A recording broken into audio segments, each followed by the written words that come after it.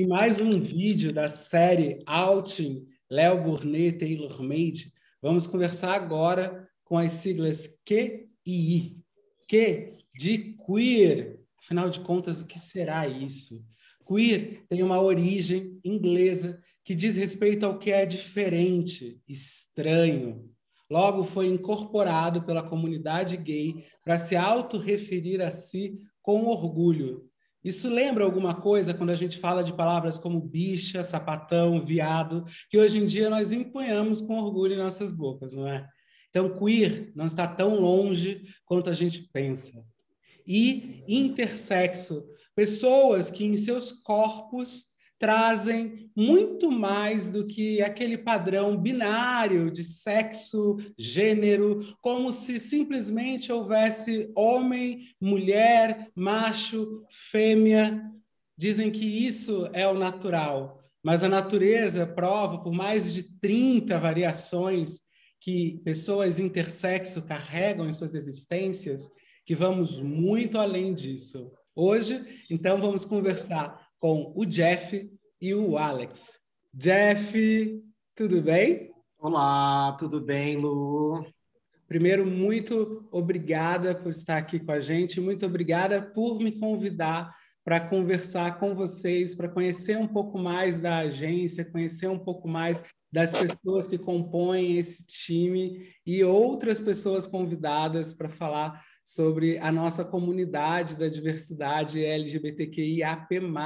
Eu sou o Jeff, eu tenho 32 anos, né? Eu cheguei na Léo faz pouco tempo e eu vim aí com dois desafios muito especiais. Um é para cuidar da parte de comunicação e o outro para construir uma área que a gente chama de impacto social, que cuida de todas as ações de diversidade, equidade e inclusão. Eu comecei a trabalhar nessa área aí de inclusão há mais ou menos 4 anos, né, de forma mais oficial, e muito veio de uma construção de entender qual que era o meu lugar. Como eu não via muito pessoas parecidas comigo ou de comunidades com as quais eu me relacionava, eu resolvi fazer algo mais produtivo em relação a isso, né? Então, desde então, eu venho aí criando estratégias, defendendo o assunto. A gente já tem evoluções muito grandes. Nos últimos 3 meses, a gente aumentou de 14% para 20% a quantidade de profissionais negros contratados na agência. Não só na questão de etnia e raça, mas na questão de contratação de pessoas trans, LGBTQIAP+, entender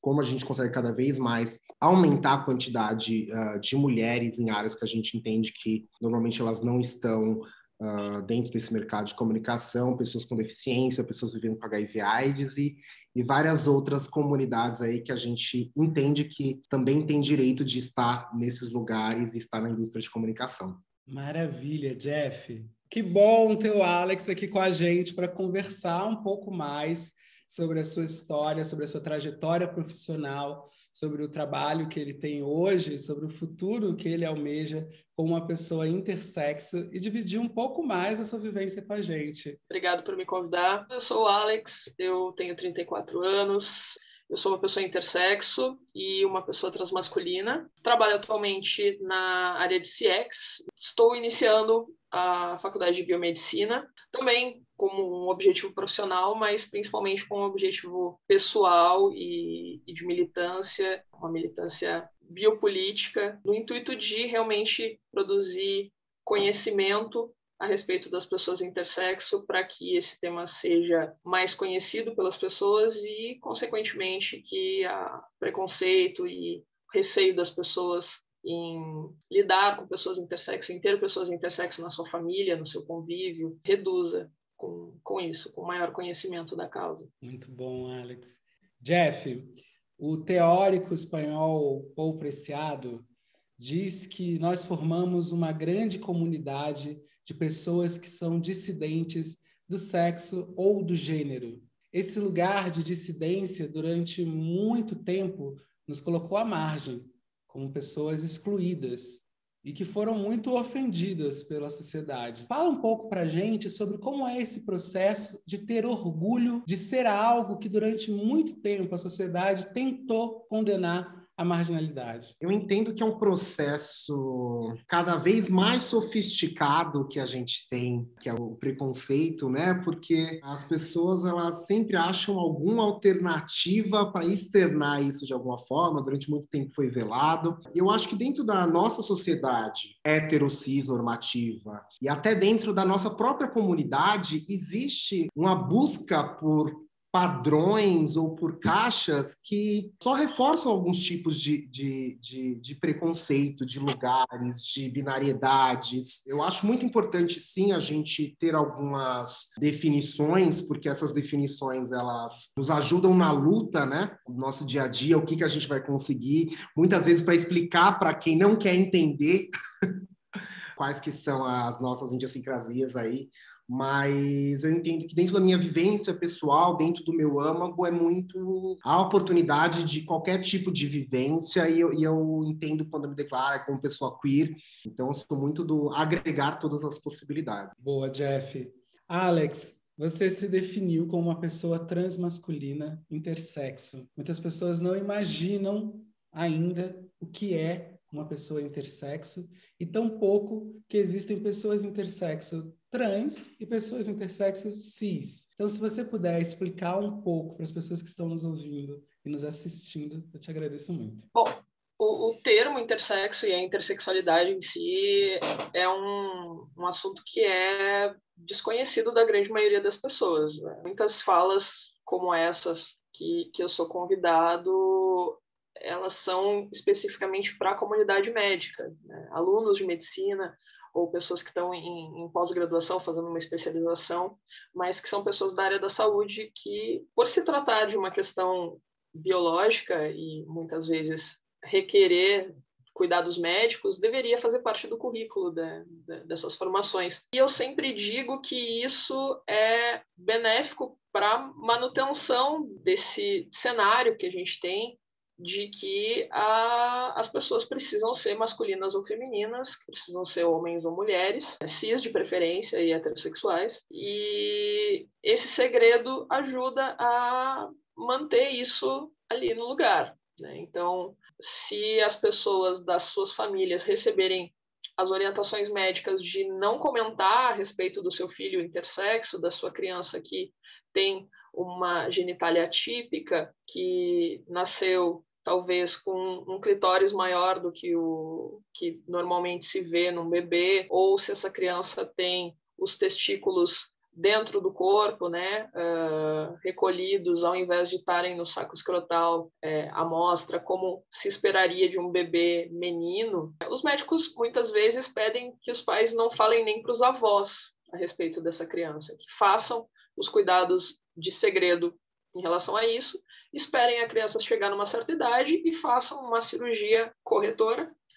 né, normalizadora da genitália, para transformar ela numa coisa que está mais próximo do que as pessoas esperam de uma genitália atípica, masculina ou feminina, o que é mais uma ilusão, porque as vaginas não são todas iguais, os pênis não são todos iguais, né, mesmo nas pessoas que não são intersexo. Então, a maioria das pessoas intersexo, pelo menos que eu conheço e que eu tenho contato com as histórias, elas demoraram muito tempo para descobrirem que elas próprias eram pessoas intersexo e que tinham nascido com uma genitália típica, que tinham passado por procedimentos cirúrgicos sem os seus consentimentos, né, sem que tivessem idade para consentir, sem que tivessem desenvolvido a subjetividade dos gêneros, entendido quem elas são e como elas vão querer interagir com as pessoas na sociedade. Então, esse segredo e essa falta de se apropriar da própria história mesmo, isso contribui para que a grande maioria dessas pessoas não, eu não posso dizer grande maioria, que grande número dessas pessoas, ao chegar na idade adulta ou ao ter contato com a sua história e entender o que foi feito dos seus corpos e por que elas se sentem desencaixadas dessa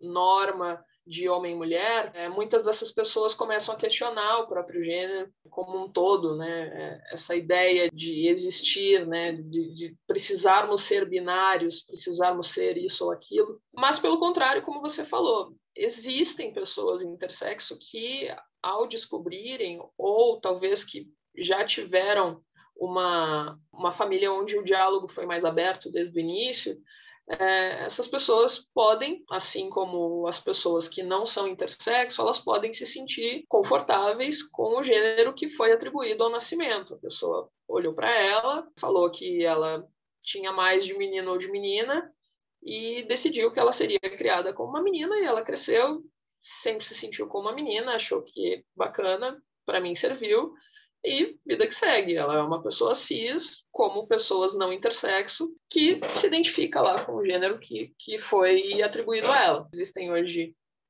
associações, inclusive no Brasil, existe a ABRAE, que é a Associação Brasileira de Pessoas Intersexo, que pode te ajudar a te mostrar um caminho que não seja de vergonha, de se esconder e de achar que você é uma aberração da natureza.